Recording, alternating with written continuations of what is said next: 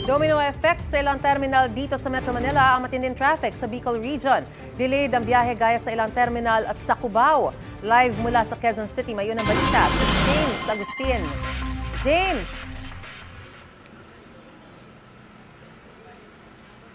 Maris, good morning. Dito na nga sa bus terminal sa Cubao nagpalipas na magdamag yung ilang mga pasahero na patungo sa Bicol Region dahil na-delay yung biyahe ng mga bus. Ang dahilan po niyan yung isinasaayos pa rin na bahagi ng Andaya Highway sa Camarines Sur. Kaya ang karaniwang biyahe na 12 oras mula sa Cubao halimbawa hanggang sa Legazpi City ay inaabot ng 20 oras. Ayon sa pamunuan ng bus terminal, pinapaliwanag naman nila ito sa mga pasahero. Ang ibang pasahero kahapon pa nandito, umaasa makakasakay na. Titiisin na raw nila ang mahabang oras ng paghihintay para lang makauwi sa probinsya ngayong darating na Pasko.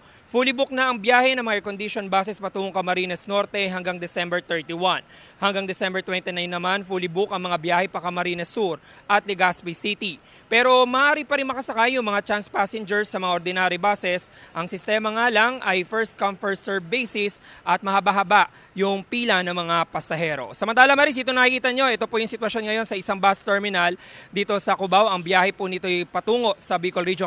Halimbawa yung mga Camarines Norte, Camarines Sur at Legazpi City. Mahaba-haba po yung pila na yan mula doon sa ticketing booth at itong buong waiting area. Yung mga nasa unahan, kahapon pa nandito yung mga pasahero habang may mga bagong dating na meron silang reservation at air-conditioned buses yung yung sasakyan nila. Ayon sa pamunuan nitong bus terminal, inaasahan daw talaga nila yung dagsa ng mga pasahero. Ngayong umaga na po yan, tuloy-tuloy maghapon hanggang bukas na sa bisperas ng Pasko. Yan ang unang balita mula rito sa Cubao sa Quezon City. Ako po si James Agustin para sa GMA Integrated News. Gusto mo bang mauna sa mga balita?